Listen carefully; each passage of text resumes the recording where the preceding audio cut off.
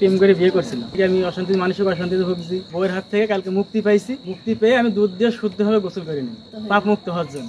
দীর্ঘ ৮ বছর প্রেমের সম্পর্কের পর ঘটা করে প্রেমিকাকে বিয়ে করেছিলেন সবুজ মিয়া। সংসার জীবনও ভালোই চলছিল তাদের। স্ত্রীকে সাথে নিয়ে সুখে দুঃখে কাটিয়ে দেন ৬ বছর। তবে দিন যতই যাচ্ছিল ততই তাদের মধ্যে বাড়ছিল টানাপোড়েন। একদিন হঠাৎ বাবার বাড়ি থেকে তালাকনামা পাঠিয়ে দেন স্ত্রী। এরপর অতীত ভুলতে ১.৫ মণ দুধ দিয়ে গোসল করেন সবুজ। আর এমন খবর ছড়িয়ে পড়লে উৎসুক মানুষ তার বাড়িতে এসে ভিড় করেন। প্রেম করে বিয়ে করলাম ভাই, ৮ বছরের প্রেম, ৬ বছরের সংসার, ৪.৫ বছর থেকে দণ্ড। আজকে আমি তার থেকে মুক্তি নিয়েছি। ভাই আমি খুশি, তাই দুধ দিয়ে গোসল করলাম। আর ভাই বিরাদারদের একটা অনুরোধ থাকবে না, প্রেম করে বিয়ে না করে। এই জন্য আমার দুধ কিনে গোসল করে শুদ্ধ হওয়া। ২০১৮ সালে বাবা মাকে না জানিয়ে পছন্দের পাত্রীকে বিয়ে করেন চুয়াডাঙ্গা জেলার দামুড়হুদা উপজেলার রুদ্রনগর গ্রামের সবুজ মিয়া। শুরুতে সুখে শান্তিতে থাকলেও ১.৫ বছরের মাথায় পরিবারের কাছ থেকে আলাদা হতে বলেন স্ত্রী। শুরু হয় অশান্তি। এক পর্যায়ে স্ত্রীকে নিয়ে ঢাকা চলে আসেন সবুজ মিয়া।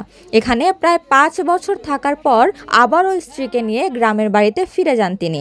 শুরু হয় ফের অশান্তি। পরিবারে আমি অনেক কষ্ট দিয়েছি, আমার কথা শুনিনি, পরিবারের দিকে তাকাইনি, নিজের চাকরি বাকরি নষ্ট করেছি, নিজের শরীর স্বাস্থ্য নষ্ট করেছি। বউ যেখানে বলে বোর কথা মতো চলেছি, যতটুকু ভালোবাসা ততটুকু দিয়েছি, তার চাওয়ার থেকে বেশি দিয়েছি। এটা ছিল আমার অন্যায়, অপরাধ।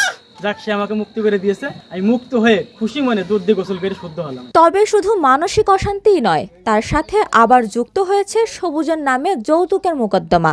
ফলে সবুজ এবং তার পরিবারকে পোহাতে হয় অনেক ভোগান্তি। অবশেষে গেল ২৯ সেপ্টেম্বর স্ত্রীর দেয়া তালাকনামা হাতে পান সবুজ। খুশিতে ১.৫ মণ ওজনের দুধ দিয়ে গোসল করেন। সেই সাথে সবাইকে প্রেম করে বিয়ে করা থেকে বিরত থাকতে বলেন তিনি। আপনার না জানি ছেলে বিয়ে করে প্রেম করে সংসারে খুব অশান্তি। বউ আর থাকলেও থেকে এখন সেই বউ নিজে মনে গিয়ে বাপের বাড়ি গিয়ে ছেলে তালাক দিয়ে দিয়েছে।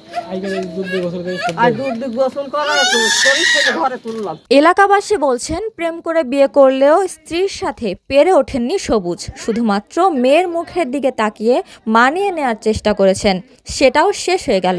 তাদের দেখে ছেলেমেয়েরা যাতে প্রেম করা এবং বাবা মাকে না জানিয়ে বিয়ে করা থেকে সরে আসতে পারে, সেটাই প্রত্যাশা স্থানীয়দের।